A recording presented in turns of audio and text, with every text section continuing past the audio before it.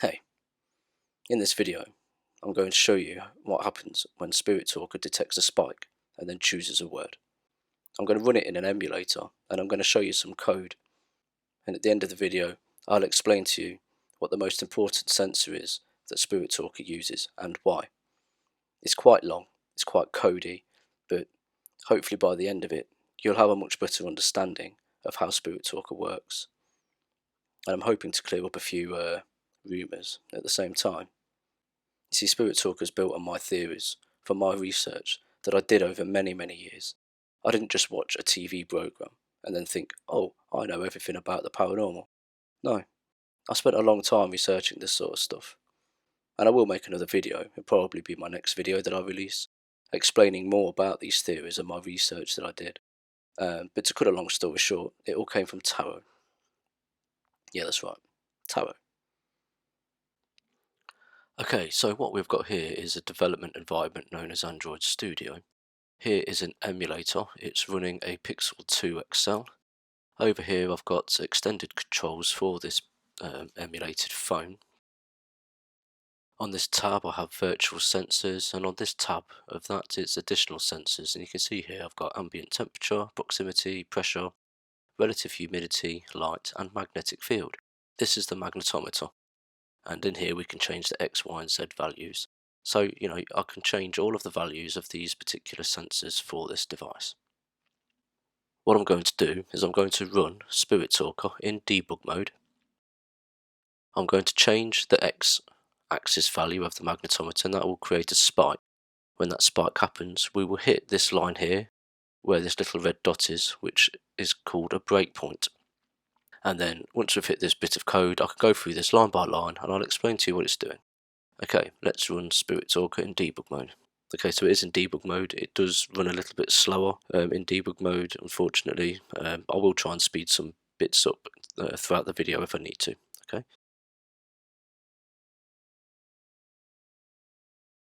Okay, we are running in debug mode.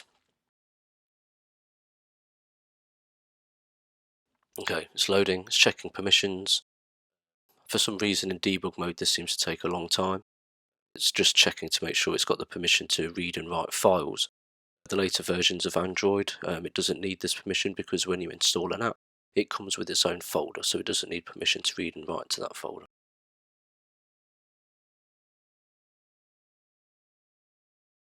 Okay, so it's checked the permissions, it's now found all of these sensors and it's calibrated them.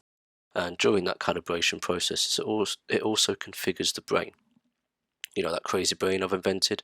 Yeah, everything is now put in its correct position dependent upon the values of the sensors.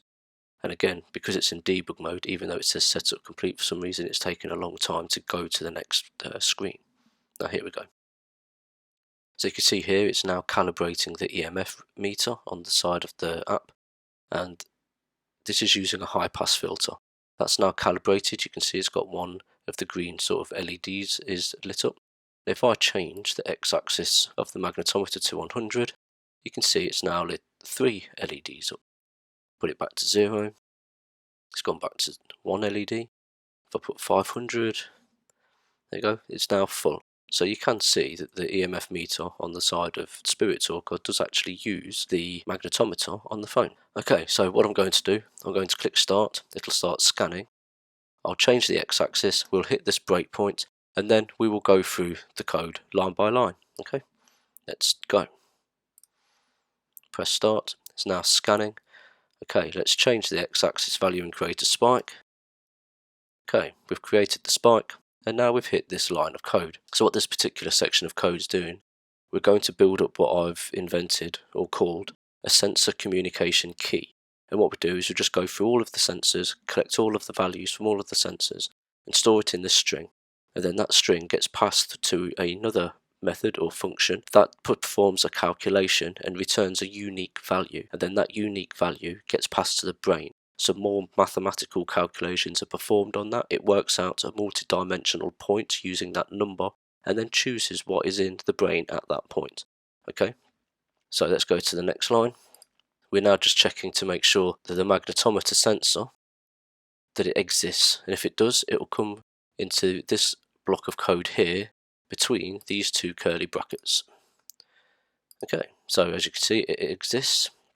We collect the x, y, and z values from the magnetometer, and we pass them through to this other function called build key. And all build key does is it puts square brackets around the values, separates them by commas, and puts a comma on the end. Okay, so we now have the magnetometer values stored in sensor communication key, and you can see they match up to these values over here. Now we'll get the accelerometer values. Okay, so as you can see here, we have the accelerometer values 0, 9.8, 099, blah blah blah, and then 0, and they actually are these values here, which, as you can see, it says accelerometer x, y, and z, and we've got 9.81. That's actually the force of gravity, and over here it's just at 2 decimal places, whereas the actual sensor has returned a number that is 15 decimal places, so it's a very specific number. Now we're going to get the linear accelerometer, and we'll do the gravity as well at the same time. Okay, so now we have the magnetometer values, the accelerometer values. We now have the linear acceleration values, x, y, and z, and the gravity x, y, and z values. And if you add the gravity values to the linear accelerometer values, you get the same values that are in the accelerometer. You see, the gravity sensor is its own sensor. The linear acceleration or accelerometer, that is its own sensor as well. But the accelerometer, that's actually a 6-axis sensor. It's 2 sensors in one. It's a linear accelerometer and a gravity sensor, and it uses their combined values to give you the accelerometer values. Okay, now we're going to do the gyroscope. So if we go to the end here, you can see the gyroscope 0, 0, 0, 0. And that are these values here, and that is just the rotation or the orientation of the phone. So, you know, when you move your phone around, those values will change. I could move them around, but I don't want to do that right now for this video. It will mess up the example. Okay, let's go back to additional sensors. Okay, we're now going to get pressure, humidity, and ambient temperature.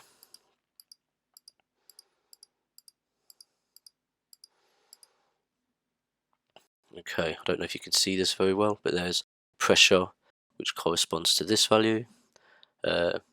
Temperature, and then humidity, which is there's ambient temperature and there's relative humidity. Okay, we're now going to perform this line where it gets the date and time.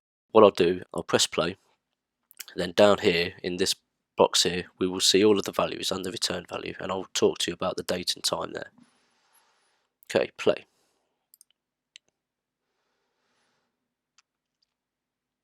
Okay, so we have just received the word beautiful. This is the unique value that has been returned from all of the data that was passed into my formula. And here we can see this is from here onwards is all date and time data. Let me just change that, create another spike, put it back to 0. Right, okay, that just stops everything. Right, so here is all of the data for the time. There's lots of data that gets passed through for the date and time, a lot of data, but the main piece of data that it uses is this number here, and that is a numerical value for the date and time at that particular point in time. So when Spirit Talker got calibrated, it was calibrated at a particular point in time. And now every time a word is chosen or a spike happens and a word is chosen, they happen at a particular point in time. So yeah, just remember that. Okay, so now that we know that, I've put it back to 0, created another spike, and we're in here again. So I'll just press play. And that has returned this number here. Okay, so as you can see, the numbers from the magnetometer have changed. It was 100 before, and now it's a 0. And if I go all the way over here, you can see that this numerical value for the date and time is different to that numerical value for the date and time, because both spikes happened at different moments in time. Okay, and we've got the word feel. So what I'm going to do now, I'm going to put the same value in. I'm going to put 100 in, okay?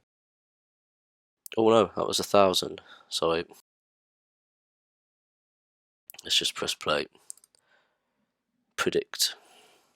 Again, you can see here that it's a different number to this one, because again, it was done at a different point in time. Let's just wait for predict to disappear, and then I'll put that back to 100. Okay, predict disappeared, still scanning. Created another spike, so I put 100 in, created the spike, press play. Now if we go over here, as you can see, there's the 100 and there's the 100, but it's got a different value that has been returned. That's for two reasons. One of them is this value here, the time value. And this is why certain, what should we call them, developers maybe, they're saying that Spirit Talker is, well, let me just stop this. Okay, they're saying that Spirit Talker, when it was tested, when they put the same value in, it's returning a completely random result. It's not returning the same word, so they're saying that it's fake. And that's a bit of a harsh statement, because first of all, they don't know how Spirit Talker works, so to say that, that's just bang out of order. And secondly, there is a theory of random selection, but I'll talk about that in another video. But to cut a long story short, it's how tarot works, you know. So if it was producing words randomly, that's kind of okay because of this theory of random selection, you know. So anyway, right, I've done all of that. What I'm going to do now, I'm going to remove the time, all of the time data out of the equation. So to do that, I'll simply comment this line out. I'll update the code.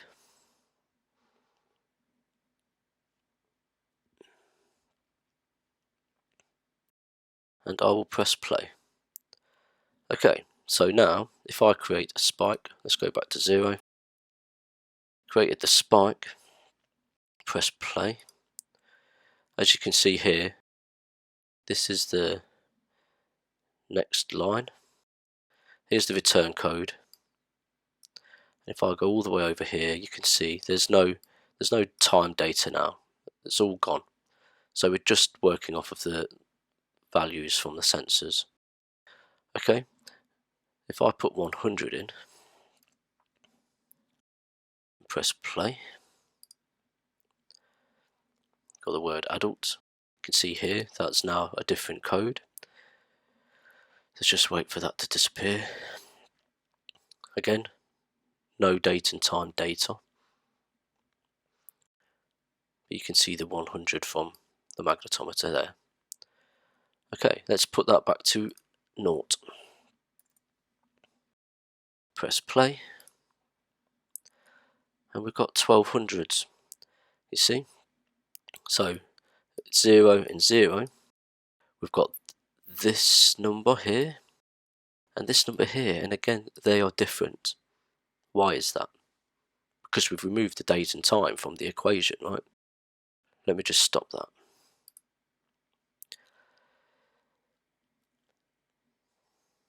See this value here? That's the force of gravity, and that value is different to that value there. In fact, it's this number here that's different. See, the force of gravity changes, albeit at a minute scale. And if we look at the linear accelerometer, you'll see that that number there from the x-axis and that number there from the axis are different. And that's because they have to correspond to the correct values over here. And in this instance, they're making 0 on the x-axis. So if the gravity changes, the linear accelerometer changes. As we can see, the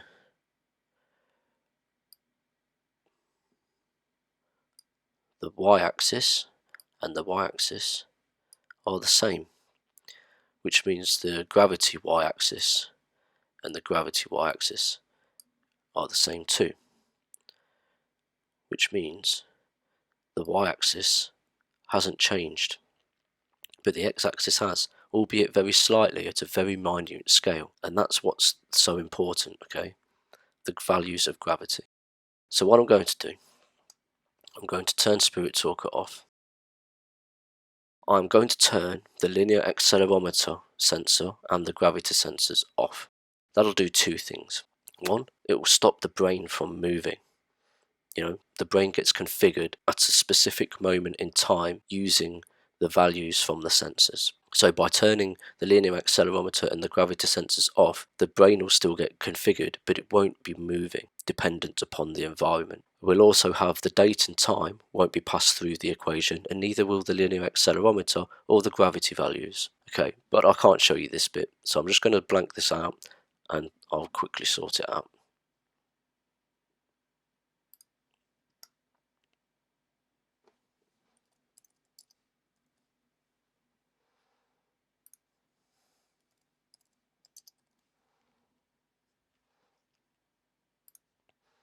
Okay, they're turned off. I'm going to run Spirit Talker in debug mode again. So again, I'll probably speed this up because it does take a while sometimes.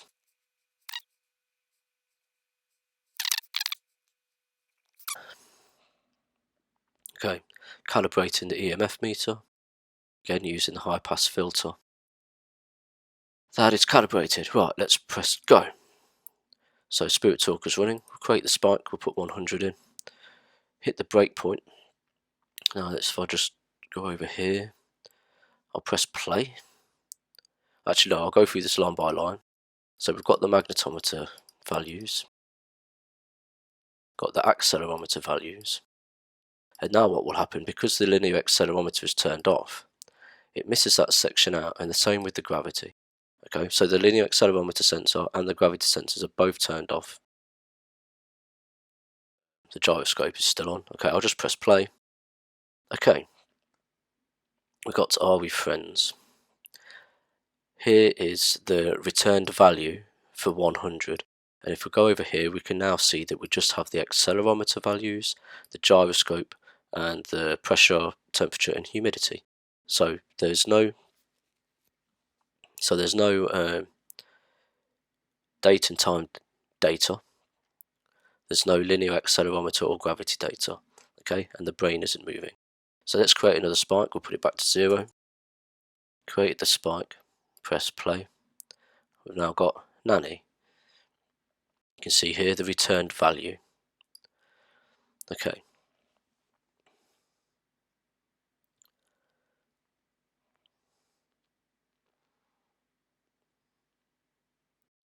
Right, and now I'm going to put the same value in, 100.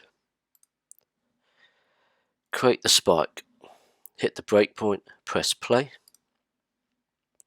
and now we get the same value returned, and we get the same words.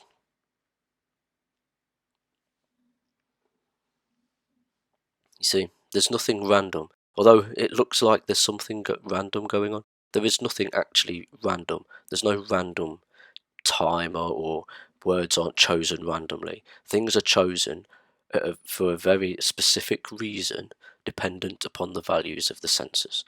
Okay, so if I put that back to 0, hit the breakpoint, press play, we get the same word again. See, we've got the same number, and we get the same word. You see, time is an important factor. We're constantly travelling through time, so it needs to be in my formula. But more importantly, gravity needs to be in the formula. Gravity is the most important force in the whole universe. Without it, nothing would exist. You wouldn't be here, I wouldn't be here, and I'm pretty sure spirits wouldn't be here either. So yeah, I'll see you in the next one.